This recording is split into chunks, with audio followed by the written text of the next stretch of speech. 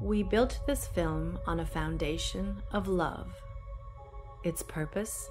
To shatter the mental barriers constructed from a lifetime of indoctrination. The eyes are useless when the mind is blind. We are participants in a prison system we are unable to see. Once the veil is lifted, there is no turning back. Many of us rarely realize we are the victims of indoctrination.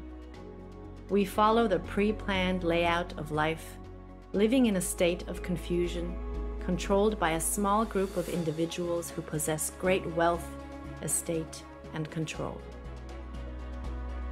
They monetarily benefit by keeping us blind to the true nature of the shape of the earth. Most are too busy to question what they are told or investigate the scientific theory about the physical world and its shape, wrongly taught in schools as fact. Inquiries made on a controlled platform such as YouTube or Facebook are quickly rerouted to videos and content that hold no merit.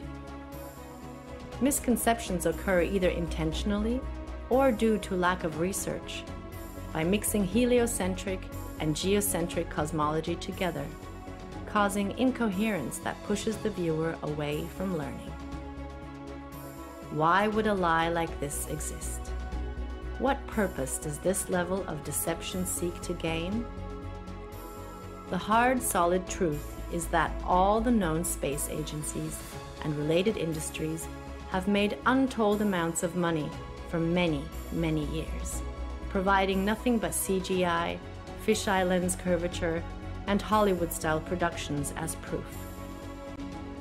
The following evidence should speak for itself through the testimonies of these professionals, pilots, and witnesses. To find yourself, think for yourself. The most courageous act is to think for yourself. Our greatest wish is for minds opened, questions answered, and the reign of freedom through truth revealed.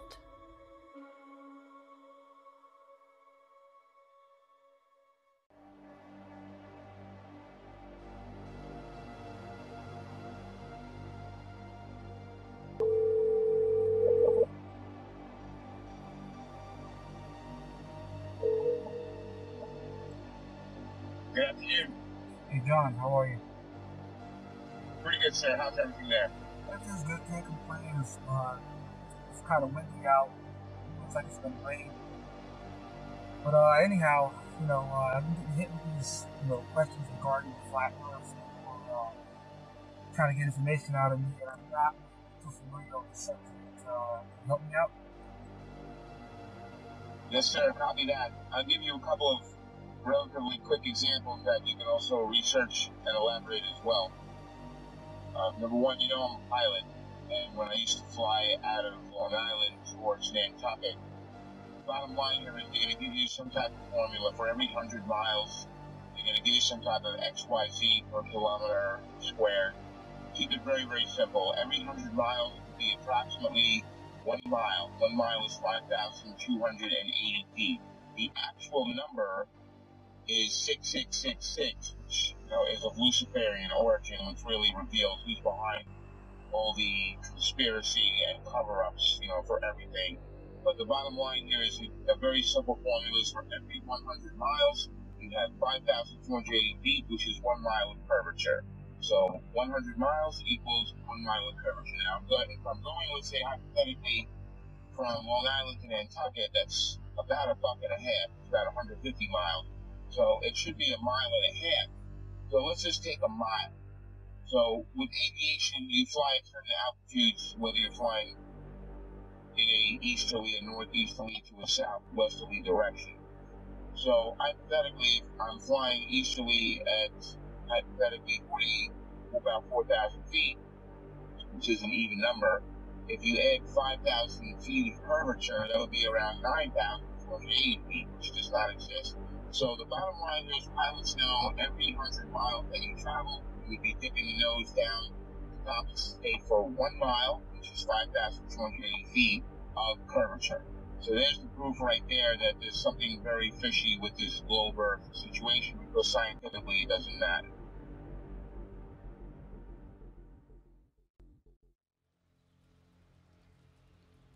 My name is Joshua Silva. I am a licensed commercial pilot and flight instructor. I have had a lifelong love of aviation and aerospace, and when growing up I even fancied myself an amateur astronomer. I would drag my family and friends, anybody I could, to every air show I could possibly find in Northern California. I was the only kid you knew, or anybody knew, that knew the various components on aircraft, spacecraft by heart. I absolutely loved anything to do with flying or space. But my love of aviation and aerospace never stopped. I continued studying, had an entire library full of aviation books of various military and civilian aircraft, military history, every aviation campaign and theater in almost any war. I studied religiously, and it was just out of pure passion.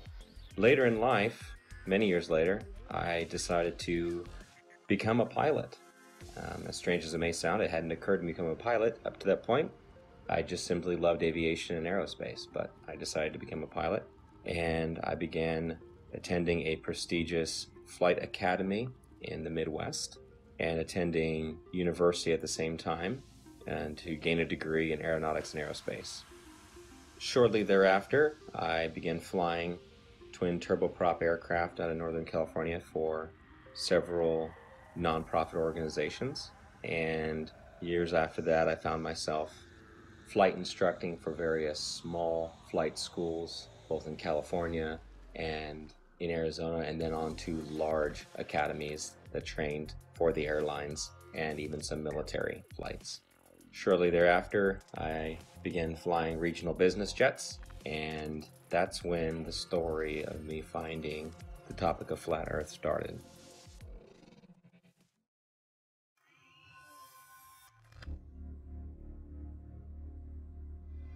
Hola, mi nombre es Héctor Requena.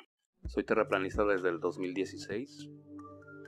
Este tema lo descubrí accidentalmente, me agradó mucho y desde ahí lo empecé a investigar. Desde ahí me di cuenta de lo que está pasando en el mundo. Yo fui aviador, me gusta más la palabra aviador que piloto. Yo volé con mi papá desde niño, él era piloto de la Fuerza Aérea Mexicana. Un tema muy curioso que me pasó a mí fue el empezar a conocer cómo funciona el giroscopio.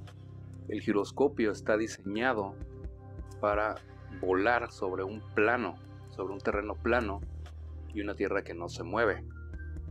Todos estos temas me llevaron a seguir investigando.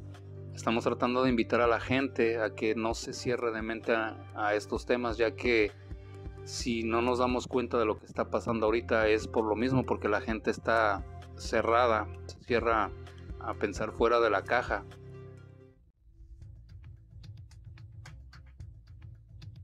Been a military brat all my life. However, I've been in the industry of aviation for the last 21 years. And I became an FE somewhere around 15 or 16. When I really started looking at conspiracies, I looked into Benghazi because I happen to work on government contracts abroad, overseas. But I've been in aviation for 21 years, anything from helicopters to aerostats to big birds, little birds, fighter jets, things with engines, no engines, big blades, little blades, compressor blades, which, by the way, that one's not a hoax. Jets do not run only on compressed air. Contrary to popular belief, it takes compressed air in a blended ratio of air to fuel to drive the now heated gas and rotate the compressor blades. This has been a topic of discussion between FE and, not everything's a hoax. Coriolis effect. With that ties into, obviously with no spin, around the axis points that they say exist at 23.4 conveniently, 66 off the 90 degrees, right? Everything ties into 666 with NASA and all the BS scientists. Our aircraft have things called ADIs, attitude direction indicator, which gives correlation between the aircraft housing or the shell around the gyro itself. The ADI is nothing more than a gyro that will always reference level. I don't care what any pilot says. I don't care what any mechanic tells you. You know, there's a reason that pilots have one book called a Pilot Operating Handbook, and there's every other book, right? From structures to avionics to wiring diagrams to the actual components that make up these systems. That is a standalone system. The ADI does not lie. It don't care how cold it is, how high you are, and some of these guys are pretty damn high. It doesn't matter where you're going. It doesn't matter where you've been. It doesn't matter where you are over the realm itself.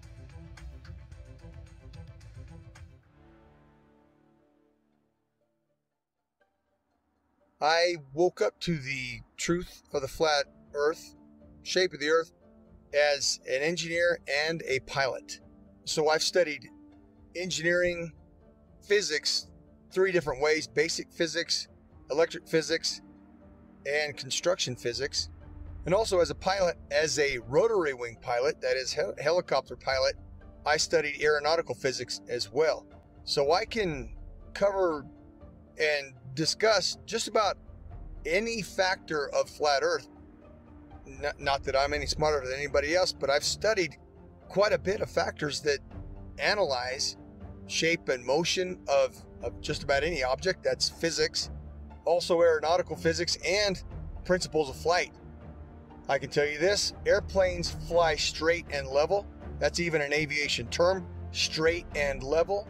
Airplanes will fly for hours at the same altitude, never dipping their nose down to follow the curve of the earth. An aircraft on a 12-hour or even 18-hour flight from Portland, Oregon to Seoul, Korea, that would have that aircraft starting at one point and then flying so far around the earth that it's flying downwards with its nose vertically downwards, and then starting to go around the curve of the earth so that the airplane is now flying upside down. Would have to make that kind of a flight path on a globe, which is, it's such an absurdity. So that being said, I come into the true shape of the earth, the flat earth, as a skeptic, like most anyone else. I'll tell you my story. My buddy told me about this. He said, Rob, you need to learn about the ice ring. You need to learn that the earth doesn't move. This globe is garbage. And I laughed at him. I said, are you kidding me? I'm not even gonna look into that. He said, that's fine. He said, that's fine. You don't have to look into flat earth. But until you do, he said, until you do look into flat earth, you will remain a slave of the matrix. And interestingly enough, at this point, this was more or less November, December 2015. I had already mentally resigned from the U.S. military for 3 years. I had already resigned because of Benghazi. I realized, and I saw for myself, I'd been working with U.S. as an Army officer, working for State Department for a good 10 years.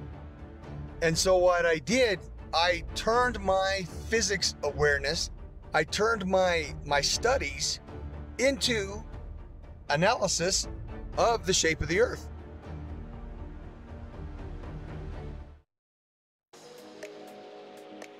I have a bachelor's degree in English and International Business and a master's degree in Emergency Management. Emergency Management is an area of study that deals with lessening the effects of a natural or man-made disaster. Areas I had to study related to emergency management were meteorology, geology, geography, hydrology, and oceanography.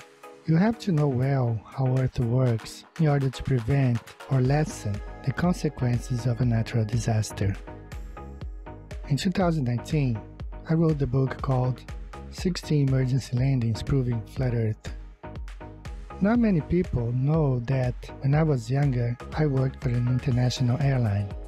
I worked at the International Cargo and Logistics Division of the company at São Paulo International Airport.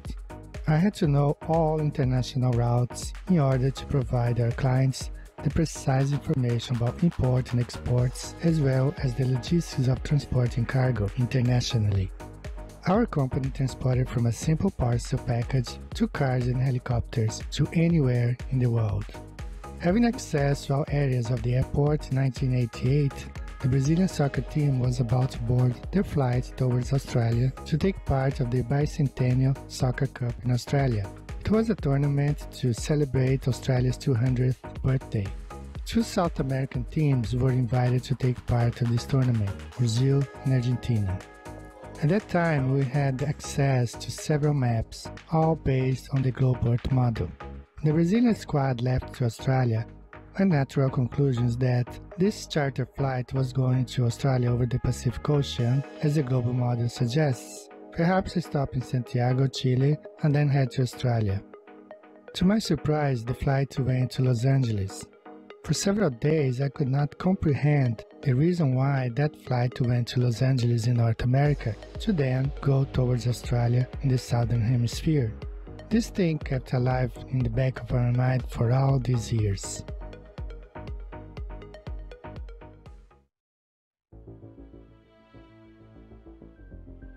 I'm a merchant marine. I've been sailing 15 years.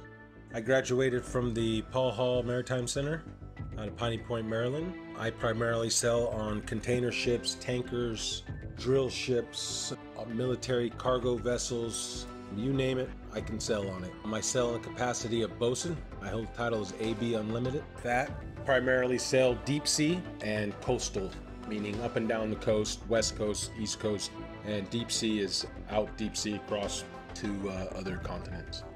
What led me to the flat earth was actually my sister. We've always been into the conspiracies and the 9/11 and Sandy Hook and all that stuff. And one day she said, hey, you want to see a conspiracy, you should look into the flat earth.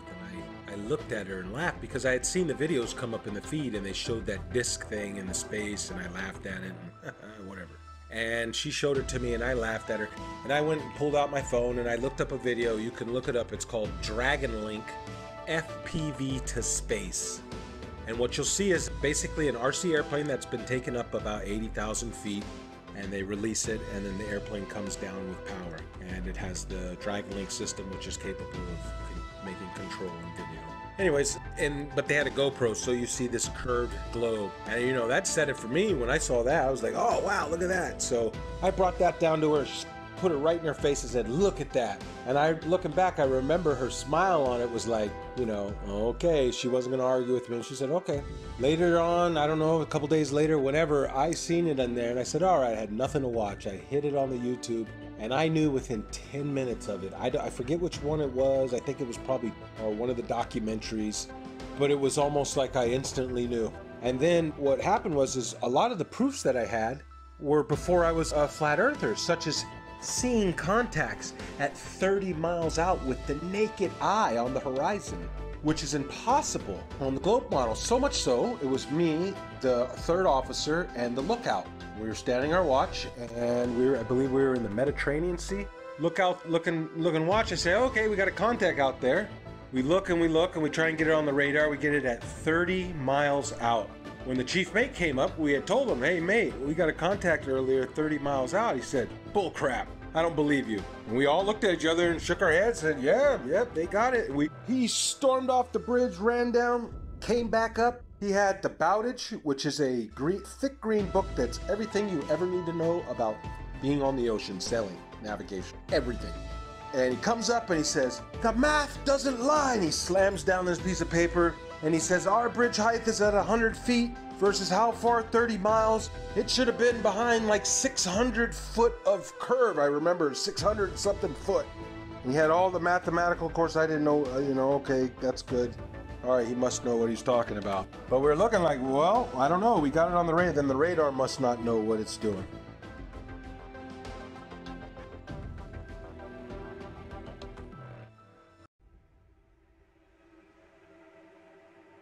You can just call me Jay. That's what my friends call me. That's what I go by. I just go by Jay. My work experience, I joined the Navy when I was 17 years old. I had a secret security clearance. There's different levels of security clearance. There's like a lower level, then there's a secret, which is what I had, which is like a mid-level, and then there's a top secret. I did not have a top secret clearance, so there's a lot that I don't know. But I did have a secret clearance. So it's basically the mid-level security clearance for the government that I had, and I did that job for 8 years. I worked in operational intelligence specifically. The radar navigation, there's a limited scope of what we're able to see. Now, granted, this is 15 or 20 years ago. What I mean by that is, with it being 15 or 20 years ago, the technology nowadays on the new warships, I would imagine, are just off the charts. advanced compared to what we had, 20 years ago in the early 2000s when I was doing deployments for the Navy. We're looking at the scope of the radar. Now, this is just going off of the actual screen that we can see. Now, there's 3 different screens. There's the basic radar screen where we have this limited scope where it only goes out like 25 miles, right? Then there's this other bigger screen, and I forgot the name of it, but it goes onto this huge projection in the Combat Information Center. Basically is where all of the information is housed. And on this huge screen, we can actually zoom out and see a significant portion of our area of responsibility. I can't say the exact number. Again, a lot of this is classified. Basically, when we zoom out onto this large projectile screen, it goes in and out, right? So the reason why we're able to zoom in and then pull back out is just for accuracy. So if we're looking at something that could just be like a buoy in the water, right? Just one of the little tiny buoys that the ships can use as kind of placements to track where they're going, that can be mistaken for an actual small watercraft. So we have to be able to differentiate between that and some of the ships that we're looking for, because some of the deployments we're on, we're out there looking for drug ships, we're looking for other types of ships, submarines, basically just to keep a track of everything. That's basically what the Navy and Coast Guard do. They want to make sure that they know what's going on in the seas, and that's kind of the way the United States Navy operates. They're basically dictating what happens in international waters.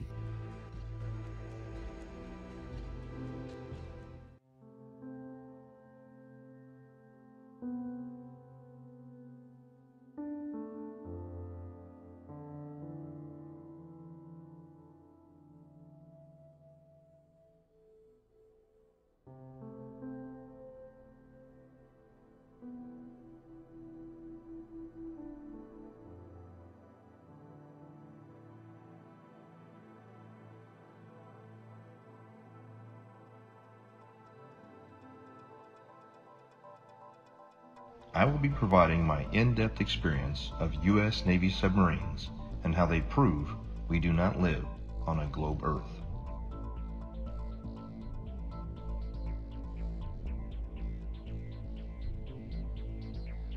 However, due to the nature of my job and the security clearance that I hold, I wish to remain anonymous.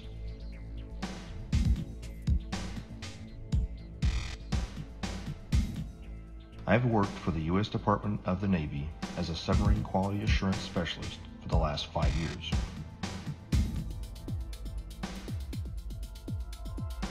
My job is to ensure that each submarine is built properly, safely, and to the engineer's plan.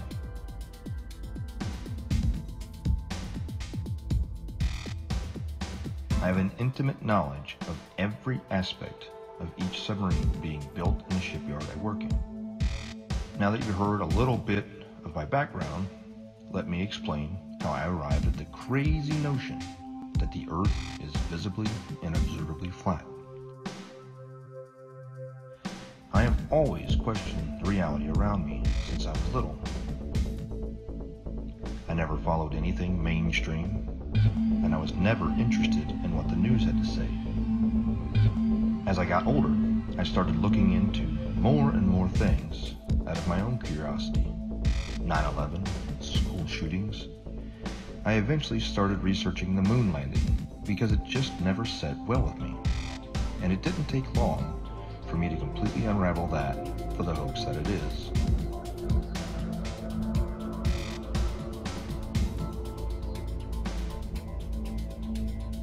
After that, I was starting to realize that we have been lied to on so many levels. What else could there possibly be? Then I saw a video about the flat Earth pop up on my YouTube recommendations.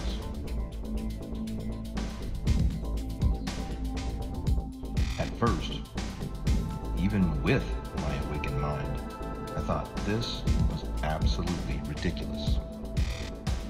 I decided that I'd look into it simply to disprove it and move on. It should be easy, right?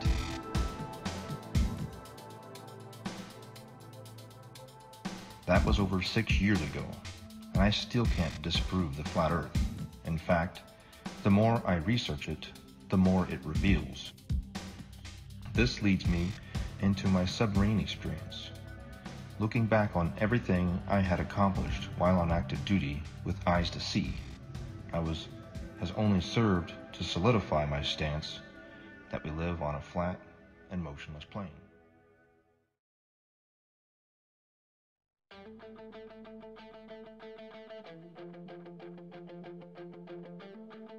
The theory of more land being hidden on Earth as one of the possible motives to hide the fact that the Earth is not a spinning water ball corkscrewing through space is something that many flat earthers have postulated over the years. And I just couldn't shake the concept from my mind where, just like Rear Admiral Richard Byrd suggested during his Antarctic expedition, Operation High Jump, that there is undiscovered land on Earth, and that possibility spawned an idea to write The Elusive Curve, a modern-day quest to discover another world. The Elusive Curve is a fictional novel created to convey a very non-fictional message, that the Earth is a flat, motionless, level plane devoid of any curvature.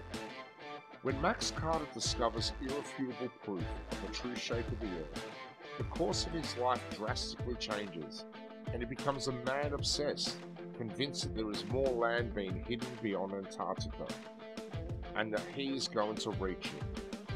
The Elusive Curve debunks typical globe Earth claims, including ships disappearing over the horizon due to the curve of the Earth, the Foucault's pendulum, and the Coriolis effect, whilst presenting flat Earth proofs like visual perspective, level water over vast distances, and long-distance photography, all within the context of Max's varied and colourful relationships.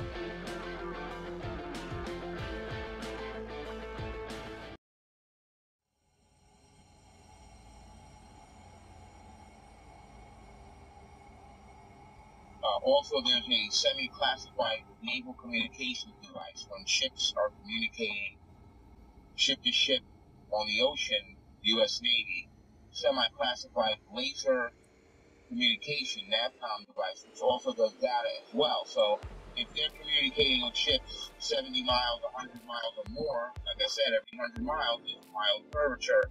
So it wouldn't work because lasers operate line of sight. They operate in a straight line. There's no curvature to the laser. So the bottom line here is the naval NAVCOM classified, semi-classified system that they use to communicate ship to ship, that operates on a laser, and if there was curvature, anything over, like I said, 100 miles is 5,280 feet of curvature, and the ship's diameter is nowhere near that, which you know. So there's another example, the naval NAVCOM communication device. Also, there's a woman, female KLH pilot, KLH Dutch commercial airlines. She got fired from her job a while back for questioning this issue. Now, they didn't throw her out of the company, but they gave her like a desk job, so this way they kind of keep her around and quiet so they can control. But she's a very sane and rational woman. If they ask her, what happened, she starts talking, it's going to raise serious questions. So we got the KLH pilot, we got the laser NAVCOM, U.S. Navy. We've got my personal experience flying from Long Island to Nantucket. There should be at least 5,280 feet of curvature added to the 4,000 altitude average while heading easterly. So there's something very wrong there. The numbers don't work.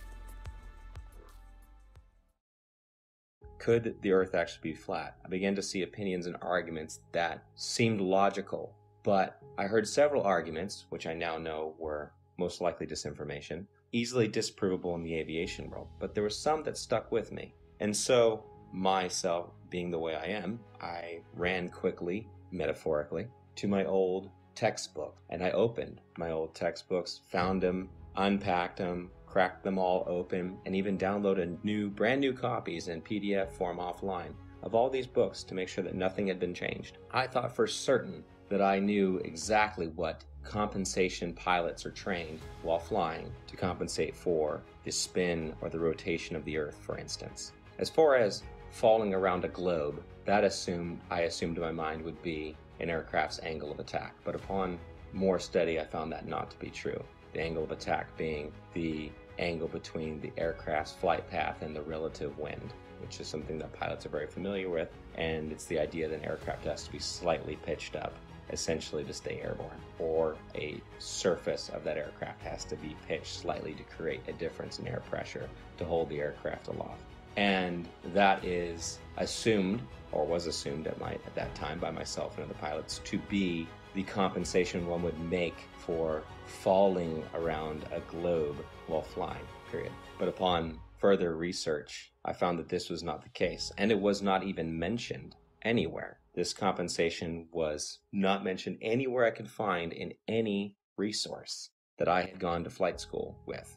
And they were extensive. There were many, many books, especially as one progressed towards the commercial flying side, especially elective courses, especially if you're going to university as I was, studying aerospace, then you would assume, and I had assumed, that this was calculated for. Again, as far as ADIs, in every aircraft, it references the level horizon, or references sea level always.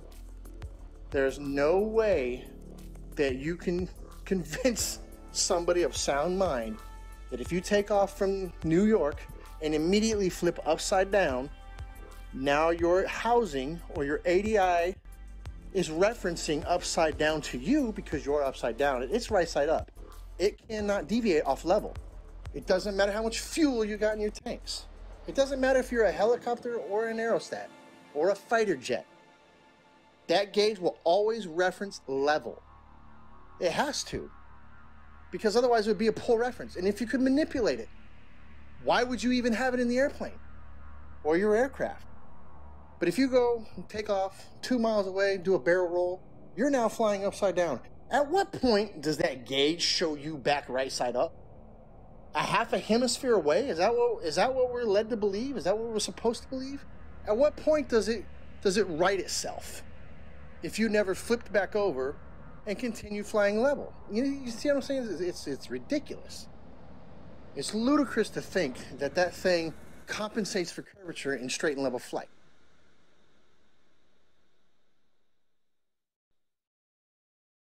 The big one that is oftentimes quoted is compensation for Coriolis effect while flying. And this is something I'd even taught my students about, and it's always assumed to be correct. We just assume. We're given the narrative from a young age, and everything is built upon that assumption, upon the theory. And so I thought I had the silver bullet. Coriolis effect. We always calculate for that. Well, as I began to look through the books and to look into the calculations given for Coriolis effect, the narrative began to fall apart even further. I began to see things I didn't notice when I was in school, such as Coriolis effect is actually never calculated for, but is assumed to be a part of wind correction angle. Wind correction angle is one of the many calculations pilots of all kinds make while flying to correct against winds in whatever volume or section of air they're flying through, which it could be from any direction, and you're flying through it, so you have to compensate a certain angle into that wind to hold a straight line. Interesting side note, I worked on aerostats for several years, and I always ask people who try to bring up gravity, well, how come my 4,000 pound, 74,000 cubic foot aerostat isn't getting pushed towards the ground?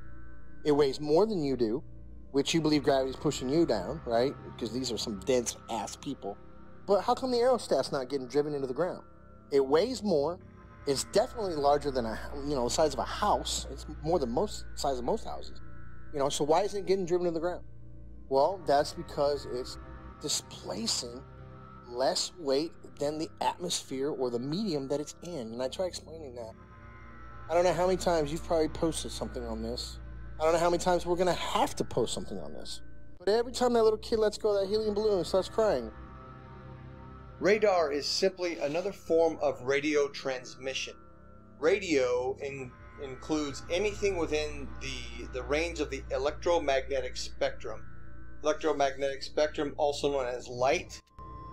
Radio is the transmission of light, whether it's visible light or radio waves which are not visible. When it comes to radio transmissions, there must be a transmitter and a receiver. There can be a reflector or a transmittal unit along the way. However, in the end, there's got to be at least transmitter and a receiver. And in the case of radar, radar transmits a signal and it bounces off a reflector, and then it comes back to the receiving station. Or it can go to other stations if they're set up in the network properly. Long story short, radar emits a signal, it bounces off something, and then it returns to a receiving unit, and the receiving unit maps that reflection accordingly. If there is no reflector, then there's no return signal, and then the object does not show up on the radar. For example, it's off the screen. Notice, there's no curving around anything. It goes out in a straight line. Radio signals always travel in a straight line. So the transmitter sends the signal out to the target, bounces off, and it comes back in a straight line. Radar cannot travel over the curve, and hence radar is dependent on line of sight, direct beam from the transmission to the target. It reflects and it comes straight back. There is no curving around anything, thus is radar.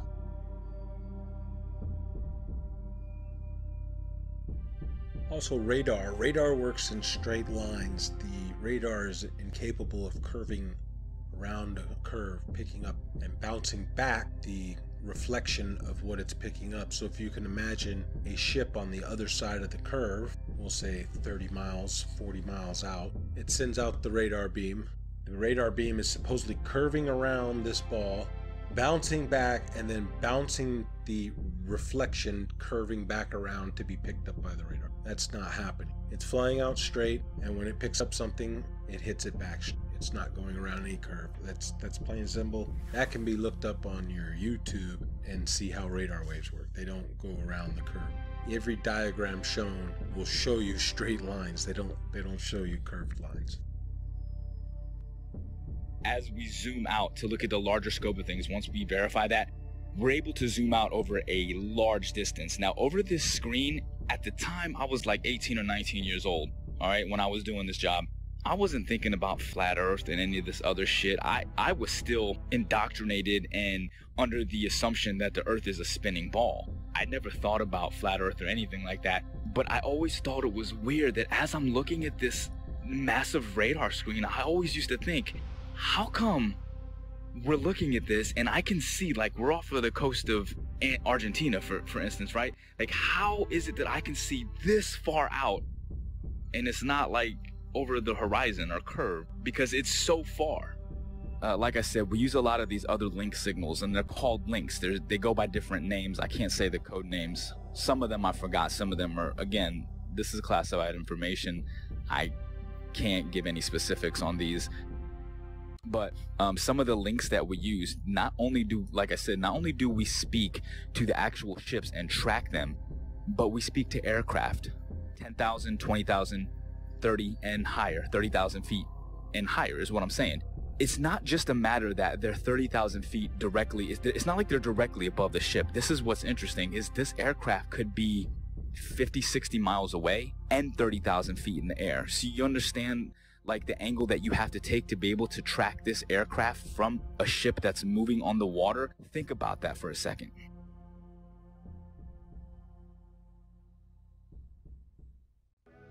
I served on board of a United States 688I fast attack nuclear submarine, and I can personally attest that we never constantly angled down during our submarine deployments. One of our longest transits went from the Gulf of Oman around the southern tip of Africa and back to Connecticut. We were underwater for almost 3 months straight. My job on board as a radioman meant that I spent a lot of time both in the radio room and in the control room. The control room is where they navigate and drive the submarine.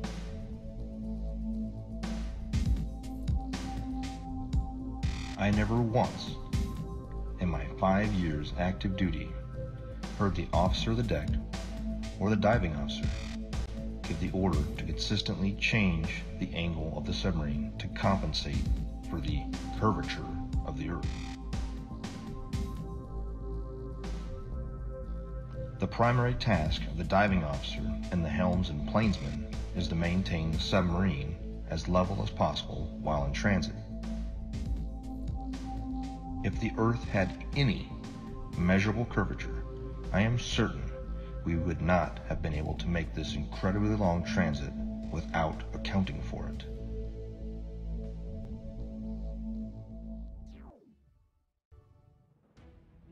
And then the big one is given after that. Well, GPS auto corrects for it. And that sent me down yet another path. GPS auto corrects for it. If it's a satellite-based system, how is it correcting for spin if it's also spinning over the same body? And why are there large gaps in GPS coverage over large oceanic bodies? Do they just turn them off? It's just not worthwhile? There have been enough aviation accidents at sea, very far from shore, that would say otherwise. And if you gave the American taxpayers, the ones funding these satellites that are supposed to track aircraft, the information that, well, we're just shutting them off because it's not worthwhile, those 3 or 4 jets full of hundreds of passengers just have to use other navigation methods such as dead reckoning, which is basically using a stopwatch and guessing to the next checkpoint, essentially. If you were to tell them that, they would be infuriated. So that could not be the case. Coverage was a problem. Even over large and non-densely populated areas, you would lose GPS coverage, even in jets at times. So this began to unravel the thread of satellites and satellite timing, and the fact that many reels of footage show these satellites being launched by balloon rather than by rockets. How the concept of these rockets doesn't even work to make it past the atmosphere, much less leave something in perfect geosynchronous orbit. I actually had the privilege of working a short time at a satellite manufacturing company in Northern California. Got to see the assembly and participate in the assembly of satellites, space-based satellites, or so they were said. There would be small bottles encased in these structures that were encased by another structure. The small bottles were the fuel cells. These fuel cells were incredibly small, smaller than a diver's tank in most cases, much smaller. And this was supposed to be all the fuel that the craft needed to run and operate, as most are not actually electric, they're becoming electric now, and sustain itself in a perfect orbit by just small bursts from its engine or its propulsion system. But truth be told, I've been to many countries, done many things, all things aviation. I can say with absolute certainty, and I can attest, the plane does not dip nose down to follow the curvature of the Earth, ever. Matter of fact, most planes have an airfoil that are 3 degrees nose up in straight and level flight. And the reason that is simple. If the nose of the aircraft was at 0 degrees or level flying through the air, then it would porpoise, right? It would be quite violent because some of the air would go over the nose and some of the air would go under the nose. And it would cause that nose to go up and down, which is literally like a porpoise or a dolphin out of water. And that's exactly what would happen. So the wings are designed, when they are level, the nose is 3 degrees nose up. The fact, proven from multiple points, that there is no Coriolis to the motion of the Earth. And I'm speaking from a pilot's perspective, also an engineer's perspective, because I obtained a degree as an engineer before I went to flight school. So I'm both a pilot and engineer at once. So, number one, there is no rotation of the Earth, proven by the fact that a helicopter pilot can hover the aircraft indefinitely, motionless, above a single point of the Earth. If the Earth were spinning, as soon as that aircraft left the ground, the Earth would spin out from under it. Now, somebody may say that the air of the atmosphere rotates along with the Earth, which is one of the most absurd concepts imaginable, because if that were the case, then all wind would travel with the Earth. There would be no alternating wind currents when we know that the jet streams fly overhead, clouds move in multiple directions overhead, and a kite flying over the stationary Earth. The fact that a kite flies because of wind passing through, that proves that the Earth does not. That proves that the air does not move in unison with the Earth. Number two, airstrips do not rotate away from a landing aircraft. Anybody who's seen a pilot's view when an aircraft lands, well, the aircraft lands to a motionless airstrip. If the Earth were rotating, the pilot would have to turn to the angle at which the airstrip is rotating away and land at the speed of the airstrip, which is absurd, simply absurd.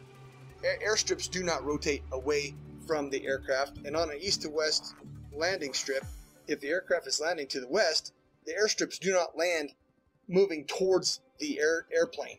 That's insanity. Okay, simply stated. If the Earth was a spinning ball, it is virtually impossible for a ship to be moving at 25 to 30 knots on this curved spinning ball while tracking an aircraft that's probably going 300 miles per hour, 50 to 100 miles away. Really, I mean, these like P-3 aircrafts were pretty far and 20,000 feet in the air. It's just virtually impossible. It doesn't make sense. Again, at the time, I wasn't thinking like this, but looking back on the information that I had, I'm like, yeah, there's no way. There's no way that that was done on a curved Earth. Literally, the only way that could work is if we are on a flat, stationary plane. We're cruising along. The boat is cruising along in the water. Like, think about it in terms of like a large, like, you know, like those backyard swimming pools. Picture the swimming pool filled up, right? And then your ship, you put a little boat on the swimming pool, and then, you know, you put like a little fake aircraft in the air. Now, from that ship, you're able to see the aircraft. It doesn't matter where you are in that pool, you can track that aircraft. If you're on a spinning ball curve, how the hell can you track an aircraft that could be in a position that's 100 to 200 miles away from you, 30,000 feet in the air from a different angle that's around a curve? It's impossible. There's no way that you could, there's no radio frequency that could track that. I'd like to point out that I see now that I didn't see before is that you have a magnetic compass and you have a gyro on any ship. And I'm not talking about your little crabberman show fishing boat, what are they, deadliest cat. I'm talking about a real deep sea going unlimited tonnage boat. It's going to have a gyro, and it is a big huge box that sits usually behind the bridge or in the chart room. It's a big box and it's basically the gyro compass. Now, if you had two models, I guess, wouldn't you have to have one making the corrections, because it almost never matches the magnetic almost never matches the gyro. It's very rare that we're steering the same course. And they say it's due to deviation and variation is where you know, like the metals of the ship causes it to differ. And then you have the variation of the magnetic fields over the Earth is, I guess they change, you know, true north and magnetic north. But the way I look at it is, man, they got two different machines. One is a machine and one is from God. The way to get around the Earth. God's not a dummy. He put the way to get around the Earth with the compasses. If back in the day they had motorized vessels that can get them around, they would probably have got around a lot better. But they were at the mercy of the wind. People say, oh, they didn't know their way, or, you know, they were using the stars and stuff, and they, you know. So I just believe that the two compasses, the gyro compass that's electronic, and then our regular compass is because they are switching the ways, you know, the maps. There's two different ways to get around the Earth. They're tricking us. Here is another flat Earth proof that I never noticed while I was on active duty, thanks to years of indoctrination. Periscope observations. When the submarine is at periscope depth and the observer is looking for ships on the horizon, they will start to see masts at about 8 to 9 miles, depending on atmospheric occlusion and sea state.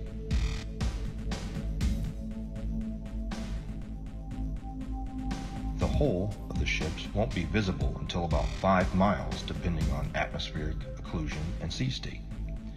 At 9 miles away, the target should be 26 feet behind the curve, but this isn't what's observed.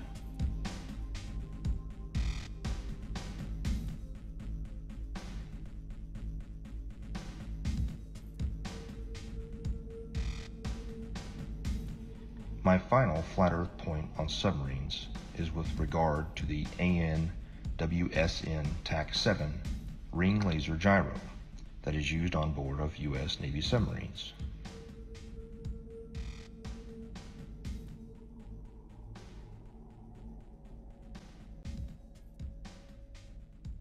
A typical gyroscope, like the ones used on board of an aircraft, is a device used for measuring or maintaining orientation and angular velocity.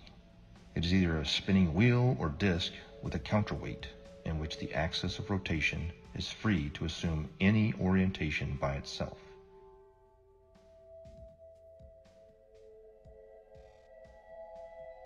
When rotating, the orientation of this axis is unaffected by tilting or rotation of the mounting, according to the conservation of angular momentum. However, a ring laser gyro doesn't have any established weight. They use light as a point of reference. It spins up a disk that shoots out lasers, and it has a digital encoder that deciphers where the laser strikes inside of the gimbal system. No make-believe gravity required. Let's just say we're like 30 miles away. These missiles can shoot much further than that. I can't give you the exact number, but say we're 30 miles away, okay? 30 miles is far. So from our ship, we can track on our little, we have like a missile projectile. It's like a radar, but it's a little bit different. It's specifically designed to track the missiles. You actually input the coordinates, latitude and longitude of where you want the missile to strike. Really, really high precision accuracy. I mean, really accurate. We hit that launch and the missile, and it will hit that target 30 miles away, even longer than that. Now, here's the thing. Again, that's not possible on a curved Earth. These missiles are huge, 50 caliber projectiles that are carrying massive amounts of explosives in them, okay? Each one of these missiles are probably worth hundreds of thousands of dollars. So whenever you're lining up these missiles to shoot at targets that are 30 plus miles away, if the Earth is spinning, again, now think about this. We're not sitting like on land holding a gun, all right? So picture this. We're on a ship, like actually in the middle of the water, okay? And the missile is shooting off of the bow of the ship. So if the world is a spinning ball and we're on this curved Earth with water and we're spinning 600 miles per hour through infinite space, I'm pretty sure that it would be physically like it wouldn't even make any kind of sense on a physics type level to be able to shoot a missile from a spot in the water on a spinning ball to pinpoint accurately hit another spot. And at night, we were going on one ship, on a military ship, and this is with night vision goggles, 50 miles, and these guys were on the bow. They were not even on the bridge where you'd be 100 foot up. They were on the bow, which is barely probably 40 feet off the water's edge. So these guys, and they have the latest state-of-the-art. This was in 2015. 2015, they had state-of-the-art, what do they call them, night vision goggles. So these things are capable of seeing that far if we live on a plane. You can't deny it. It was so obvious, but not to everyone else. I guess the programming's harder than other people, so they don't want to hear it. But over the years, I have learned the model. I know the model like the back of my hand. I can show proofs. I have ammo now. So when I go out there and I tell somebody, hey, that's impossible, and I'm talking to a third mate or second mate who's an officer who went to college, meaning they paid for their education. Because when you pay for your education and you're making a handsome salary on it, you can't be wrong. How could I be wrong? I'm making a salary, they're paying me, I paid for this career, everything's working great in my life. You are obviously wrong. All the math works.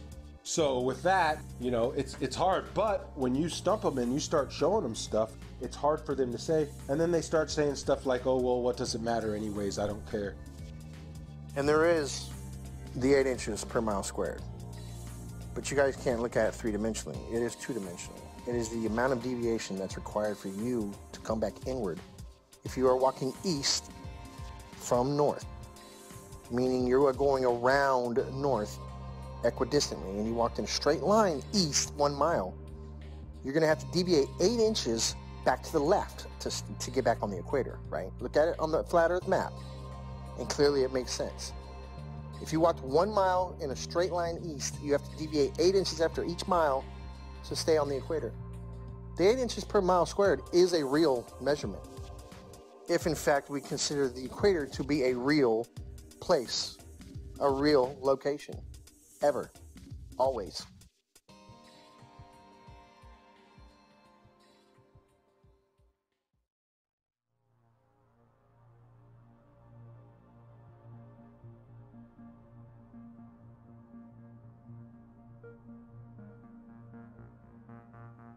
In 2015, I came across YouTube's suggestions for Flat Earth videos.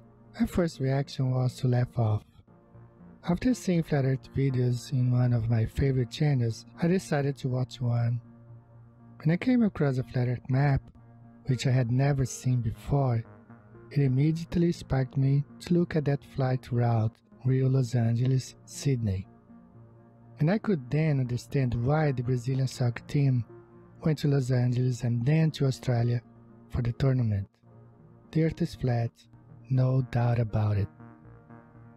The following weeks and days were followed by more research and disbelief.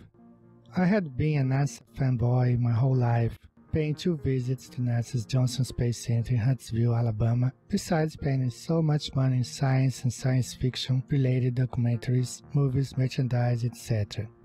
But a waste of time. I also tell mates about they lay down and we use all our charting is done on flat maps, straight lines. They never draw a curved line. Every line is straight. Straight lines everywhere we go on a flat map. And I try to point it out to them. And what they tell me is, Mr. Marcator has put all that in there for you. It's all equated in there for you. You don't have to worry about it. All the curvature calculations for it and everything's figured right into the map. So the straight lines and everything are actually bending somehow. I don't know.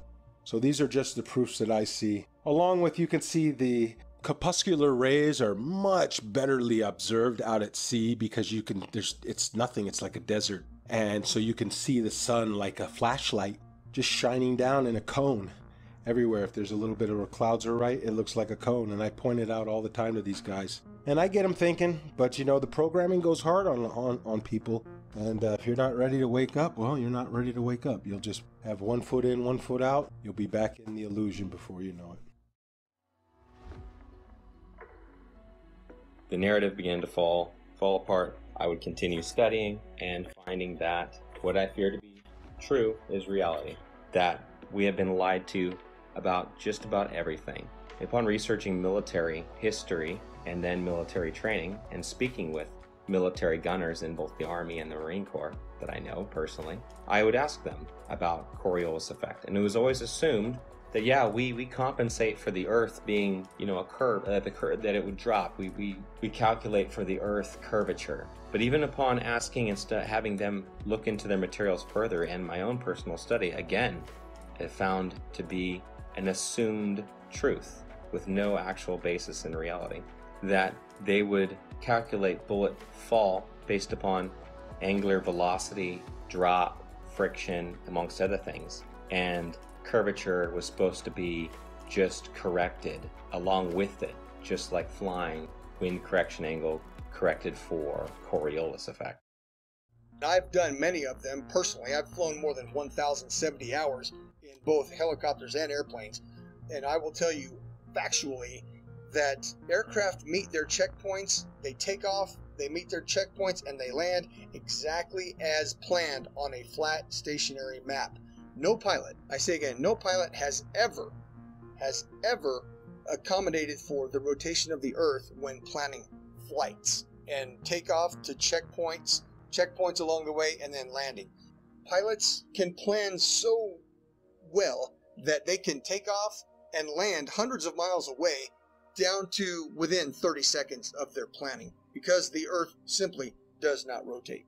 A waypoint would be like this. Like, let's say we're out in the middle of the water and we want to hit a target that's like directly to our west, 15 miles away. But that target is able to track our missile coming at them. We don't want that target to know where the missile's coming from, so we can put in waypoint. And a waypoint would be like putting a point out like 20 miles east, and then another point like 15 miles north, and then another point like 10 miles south of that, and then put in our target. You see what I'm saying? So the missile doesn't go directly from the ship to the target. The missile will actually fly to the latitude and longitude of the waypoints that are put in, and then it will curve from there, and it will hit all the waypoints and then attack the target. How is that possible on a spinning Earth? If the Earth is moving at 600 something miles per hour, or whatever they say it is, there's no way that missile could stay.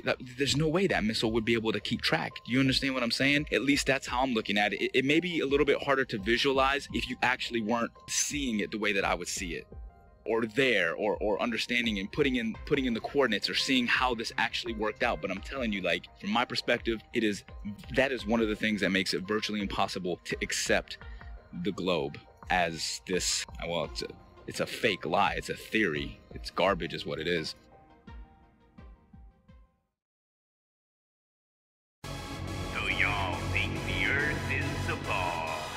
Y'all think it's spinning through outer space, and I said, believe in the green alien. actually. The earth is flat, here I'll give you facts, all the math, science and all of that, whatever you need to believe. Come on, can't you see that a submarine couldn't use a periscope, nor a plane use a gyroscope? A Huey doesn't adjust for the Coriolis, or sniper looking down the scope. This is all hard to take in and hard to cope, but I hope that I've given enough rope to explore the rabbit hole, that our earth is not a ball and it's not spinning through outer space. If someone wants to prove me wrong, please give me a name and we can debate it all day, anytime, and with real test measurements and evidence. Stop lying to the world's nations, we have real science to back our observations. Don't believe in the indoctrination of the people, cause they don't want you to believe that the earth is level. Don't believe in the indoctrination of the people, cause they don't want you to believe that the earth is level. Dig deeper, be a rebel, then dig deeper than a shovel. Keep your mind level, let's lighten the curve and lighten the herd. Give the truth what it deserves, tell about what we actually observe. Like a boat going out of sight, if you get your zoom and focus right, it'll come back into light. Just use a laser beam and you will see that water never bends but always finds a flat resting position. 71% water can't make up a ball or a pair, so let me make this clear and get it into your ear. You're in great fear of stepping out of the box. They're keeping food stamps in our socks. They are the slyest of the fox, in a controlled delusion of evolution. That's nothing made everything, and no proof of creation in this pseudoscience indoctrination. No meaningful salvation, but let's believe in gravity with no proof of how it picks and chooses what can rise and what can fall on this crazy thing we call a spinning ball. Don't believe the indoctrination of the people, they don't want you to believe the earth is level. Don't believe the indoctrination of the people, they don't want you to believe the earth is level. Let me give you something else to measure. Don't worry, it's my pleasure. If you want a vacuum or pressure, you must have a container, and that's a no-brainer. But since we believe the universe is on a roller coaster ride, even when Polaris is in the same place every night and has been for thousands of years, has the heavens work like gears, telling us time and the years like a big machine. The heliocentric model is just a drink backed by money and based on influence theories, never providing hard evidence except for CGI and camera trickery of my natural senses in our school systems. But flat earth brings meaning to our existence like a period at the end of a sentence. Don't believe in the indoctrination of people. They don't want you to believe that the earth is level.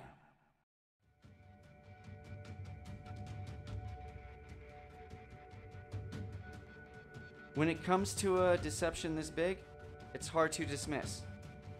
And for the people that say, I don't see how this would affect me either way, you don't know. It's like telling me about Argentina when you've never been there. Or it's like telling me about owning a Corvette when you've never driven one. You haven't experienced it. And if you have been through the Flat Earth Awakening, you know how it would affect you. This quite possibly may be the biggest awakening of mankind. Think about it. If you believe in this mass fallacy, you've been robbed of some senses and you don't even realize it. You don't trust your sense of touch or feel. You don't trust your sense of sight. You've been told the earth wobbles, spins, and orbits, but you don't feel a thing. You've been told that sunsets can't exist on a flat and stationary plane, but you don't understand the vanishing point of the law of perspective? After it's possible to understand and decode a mass deception, it becomes a lot easier to understand other lies. It opens your eyes and raises your discernment. So when it comes to lies like JFK, the moon landing, chemtrails, fluoridation, 9/11, etc., this is one of the most important factors of life I've ever been awakened up to. If it's possible to open your mind to this, your receptors will connect so much faster and stronger than you've ever experienced in your life. Understanding the ground you walk on every day and the luminaries that go over your head every day, which I still don't understand all of its entirety, can change your life forever. Know when you are specifically, intelligently, and uniquely designed, so you know mentally, physically, and spiritually your vibration, energy, and frequency of life? So don't act like this doesn't matter. We've been lied to on a mass caliber. We can prove we live on a flat and stationary plane with observable, repeatable, testable experiments with data, hypothesis, and conclusions without depending on blind faith, indoctrinated, religious, theoretical, nihilistic, opinionated philosophies. That's the difference.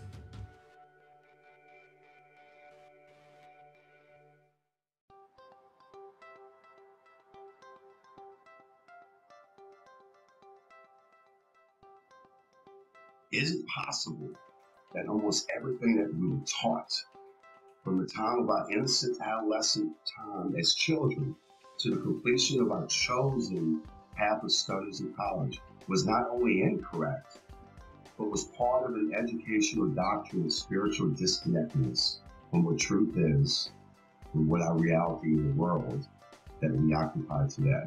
What if I told you that this is but a small capsule in a puzzle that was well planned and engineered by a world control system to propagate a catalog of theoretical studies and sciences that in some cases have never been proven to this very day, nor will it ever be proven, ascertained as fact. Humanity appears to have been hoodwinked into a dumber state of who we are, where did we come from, and are we unique in God's creation concerning a geocentric world, or are we in a heliocentric world based on theoretical studies by a Jesuit astronomer named Nicholas Copernicus?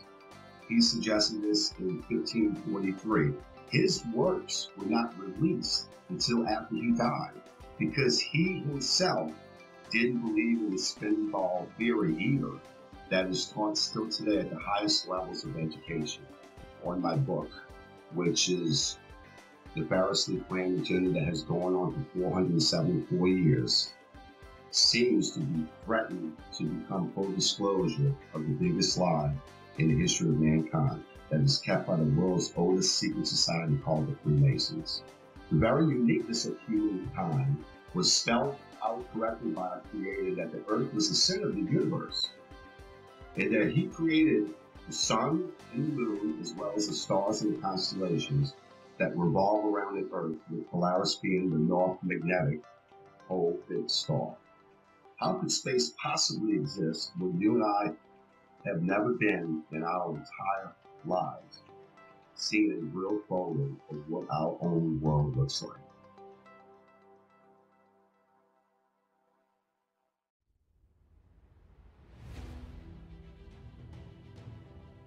Max must constantly deal with the stigma and ridicule of being the crazy flat earther from friends and family, and bombardment of typical questions like, why would they lie? How could so many people keep such a big secret? And what does the shape of the earth even matter anyway? The elusive curve presents all the main arguments for a flat earth and solid arguments against a spinning ball earth in a fun and realistic story format, recommended for all flat earthers and curious-minded people alike. Join Max on his journey as he attempts to convince his friends that the shape of the earth is not what they know, while he plans for a mission to discover more land on Earth with his ambitious and somewhat crazy plan to acquire a high-altitude pseudo-satellite to prove the shape of the Earth one way or another. The Globers, definitely scientifically, we're looking at flat earthers have some very, very, very valid points according to those three examples. Okay. You got it, brother. Anything else? That about answers my question. Quite a lot to take in. I've taken some notes. Thank you. Thank you again. You're welcome, sir. Any questions? I'll be here for a while. Contact me anytime. All right. God bless. All the best. God bless. Yo invito a la gente a que por lo menos sea un poco más abierta de mente hacia estos temas, porque la verdad es que esto está muy fuerte. Se vienen tiempos muy difíciles ahorita y debemos de estar conscientes de que El sistema nos está manipulando de una manera muy, muy grande. Entonces, pues, vamos a ver qué pasa.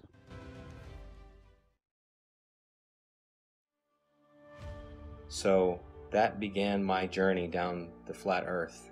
And since that point, I've only found more and more voices, more and more educated people, educators, professionals who are beginning to shed light on this subject in ways that I can only begin to imagine. But I'll never forget the day that I realized my plane wasn't falling around a globe, that I could look out the cockpit window, 185 degrees plus field of vision at 40,000 feet, and not see one iota of drop, but nothing but a flat, beautiful, motionless plane. The assumed calculations that we made that were compensating for Earth rotation were just a part of a calculation based upon wind speed and the angle we had to hold in order to fly against that wind and go in a straight line to our destination. It's one of the most freeing truths I've ever experienced, because in some small way, the idea that these other conspiracy theories and things we've been lied to about are true. But this biggest one is the biggest truth of all. We've been lied to about everything. It means we can start over. We can start again. At this time, at this point in our history, we are uniquely positioned to make that change. And if I can make one statement to the people out there, it's simply this. That's it. That it's level. You cannot fall off the edge of an in-ground pool. It is level. Where you put your feet in the water in France, it's the same height that you're going to put your feet in New Jersey and Brazil. Do some research. This is not the only thing out there that needs to be researched, unlearned and relearned. The Department of Education, founded by Rockefeller in 1908, did a good job of proving that the mode of ignorance that he calls his education board, you are the proof it's working. The mode of ignorance widens every day. It gets bigger and bigger every day because people keep believing what they spit out. Unlearn. Thinking outside the box. The box is the cap that you got at graduation. So understand that for the first 18 years of your life, you didn't learn the truth about anything. You were simply told, and you got a reward for repeating it. Now it's time to think for yourself. It's time to do research and do your own testing. Be your own white coat. Knowing the earth is flat has placed me in sync with our Creator, His creation, our hidden past, and with the future we hope to build. A future where we should not have an organization called United Nations governing the world. When there is no globe, there should be no globalization. This is my message to all of you. Peace.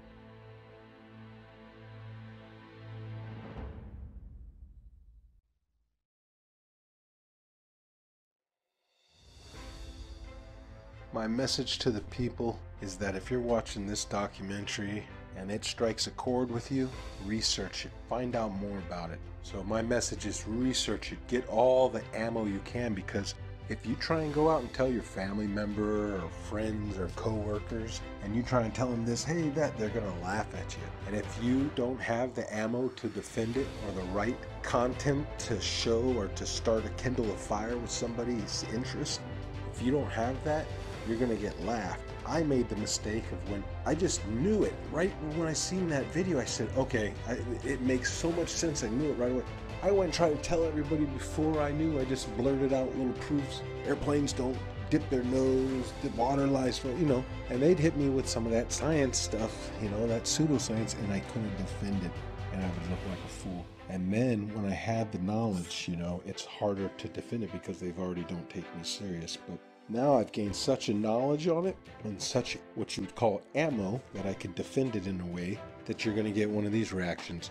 Well, what does it matter if it's round or flat? My life doesn't change, you know, doesn't matter, you know, either way. That's how you know that you're striking a chord. Their ego doesn't have anywhere else to go. So from there you can work on them. But like I said, learn the model, learn to defend the flat earth model before you tell your coworkers, loved ones, or anybody, you know, that not matter that you don't know, because people you think that you know well are going to look at you like you're crazy. And unfortunately, that's due to the programming, and everybody believes one thing, so how dare you believe another? You got to fall in line.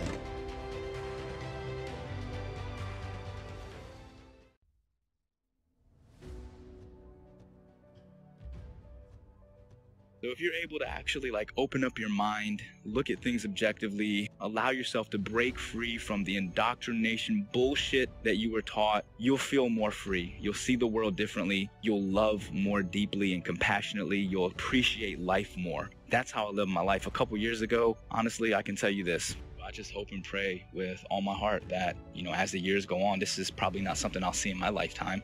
But, as my children grow older and my children's children, as the generations go on, the truth will start to emerge. And it is starting. I mean, it's incredible, that so many people are starting to really awaken. But, 10, 20, 50, 100 years from now, hopefully we can break free of the chains of indoctrination and really see the world for what it is and actually appreciate it and love the world and love each other. And I think if we all understood that there is a creator, people would be less inclined to be so abusive toward each other and the earth. So that's my big message for the people. Just think for yourself. At the end of the day, just be a good person.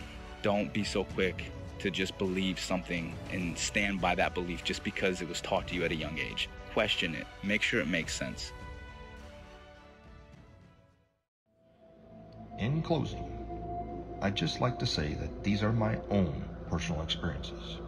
I never ask anyone to simply just believe everything I'm saying. In fact, please don't. That's how we've gotten into this whole mess to begin with, by blindly following others who say they've already done the research for you. You allow deceptions to occur. Please do your own research and test all things.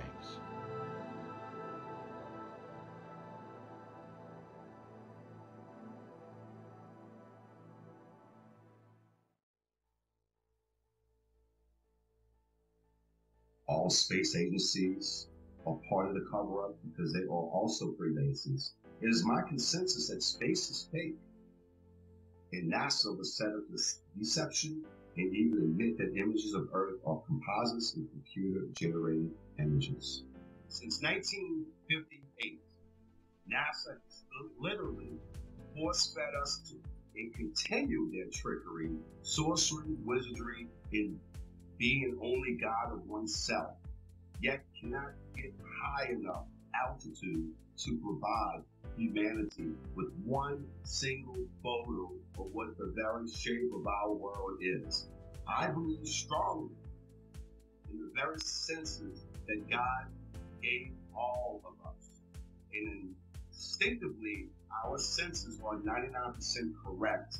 And my book will help those awakening sheep remove the dark shades from this massive deception. And for those who are unwilling or unable to think past their noses, then those sheep will remain asleep. My book is part of the Great Awakening from pseudoscience that has put man living in a Newtonian world of Einstein physics, ruled by Frankenstein logic. Game is over. The consciousness shift of stupidity because of poisonous indoctrination to separate your soul and reality from truth and knowledge. And hold tight, folks. A real awakening is happening all over the world.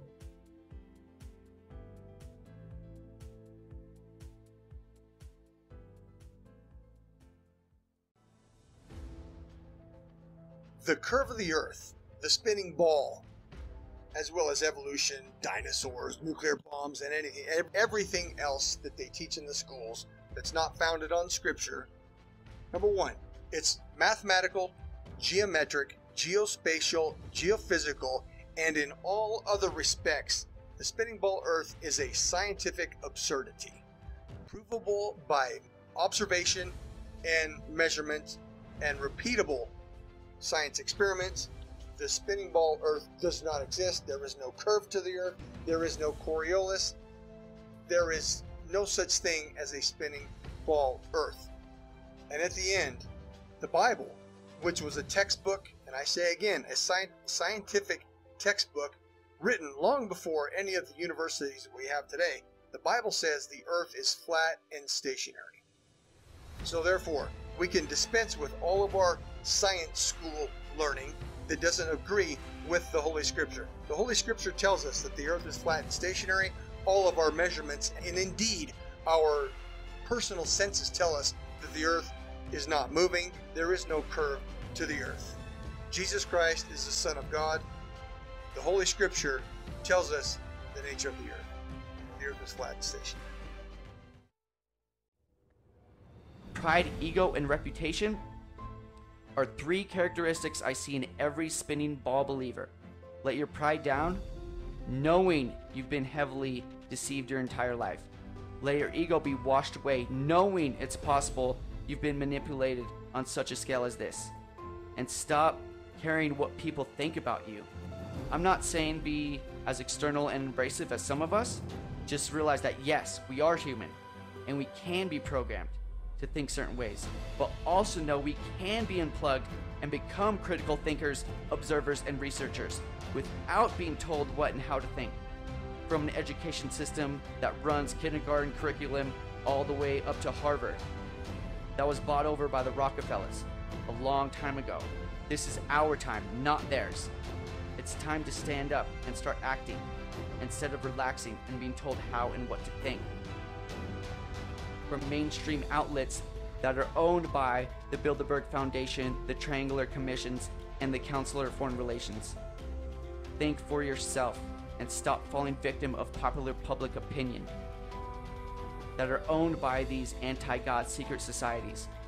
In my in particular gifted opinion, the most precious gift God gave us is free will, but it's up to us to choose what's right and what's wrong, what's light and what's dark, what's positive and what's negative, what's yin and yang, what's in motion and stationary, what's flat and what's round, what's good and what's bad. We can't tell you what to do. I can lead you to knowledge, but I can't make you think. It's your choice to take the blue pill and go back to sleep, or to take the red pill and stay awake the rest of your life, knowing you are chosen. Because many are called, but few are chosen. And I promise you, once you go flat, you do not go back. They couldn't stop this movement if they tried, because truth prevails. Rest in peace, the globe. Every truth has a specific time and moment to manifest itself. Technology being the catalyst for this truth to re-emerge and reveal itself again. And proof that it's not a myth, vanity, or a misunderstanding of our ancestors and all ancient cosmologies. The geography of Earth that is flat and also disguised in words like plains, the Great Plains, the lowlands of Europe, the flatlands, the savannas of Africa, the Amazon basin, the salt flats, the mud flats, the depressions, the Arctic tundras, the tablelands of Australia, the steppe of Russia, grasslands of Argentina, the ice sheets of Antarctica, the wetlands of Florida, and the levels of England. Over these vast plains flows rivers and canals like Nile, Amazon, Mississippi, and countless more, for thousands of miles flowing level in every direction. The oceans and seas that occupy 70% of Earth is flat and level water, but science have no way to prove that it curves or sticks to a spinning ball by a magic force called gravity. The majority of the seabeds of the seas and oceans are abyssal plains.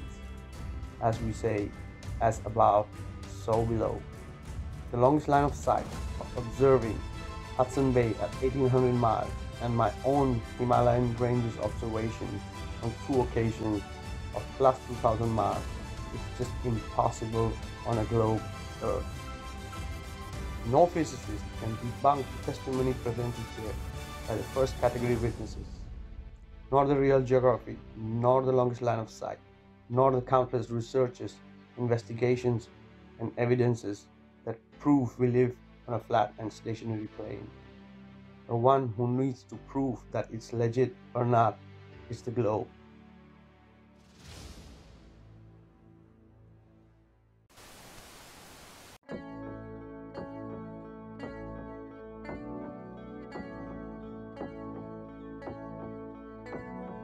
Wonderful, magical, celestial light, fantastical, mystical, wonderful sight.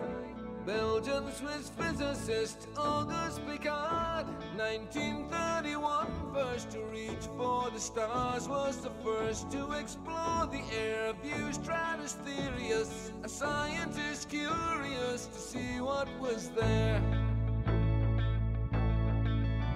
An aluminium black ball gondola, helium balloon, hydrogen with photos and instruments, sailed towards the moon, rose in just half an hour, 52,000 feet, 10 miles up, depth air pressure, left for dead, trapped in heat and cold, but disproving gravity.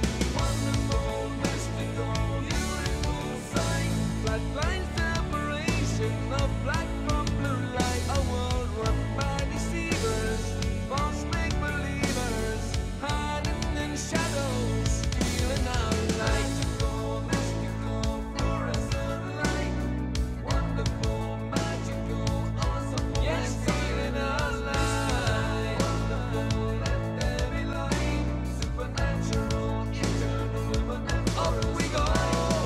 Higher than rainbows, higher than mountains, above cumulon, emphasis, higher than high level horizon, 360 around us, but right round behind us, any height that you dare. The sun and the moon both revolve around us, to forever, short time pass intelligently there. You'll never beat us, you'll never defeat us, no more you deceive us, we see through you like air. Kipper and Piccard were the first ever known to reach up there. Divine, luminescent light, mystical, wonderful, celestial light. So what was their eternal testimony? What did they report back to humanity? Said it seemed like a flat disk far as eyes can see, with an upturned edge fading into infinity. A mystical, ethereal, celestial sight, a divine creation, a clockwork of light, designed hid by deceivers and false make-believers, still cowering in shadows, still fearing our light. Here we go, higher than Everest, higher than airplanes, above zero cumulus, higher than air, a level horizon, 360 around us, no motion beneath us, no spinning, no stars on the firmament, turn all around us to forever, short time pass geometrically there. You'll never beat us, you'll never defeat us, forever beneath us, we see through you like air. Mystics on illuminant light, fantastical, magical, breath, we see through you like air. Magical angels of light, beautiful, wonderful, celestial light. The first to see truth when they reach for the stars, explorers and physicists, Kipper and Piccard.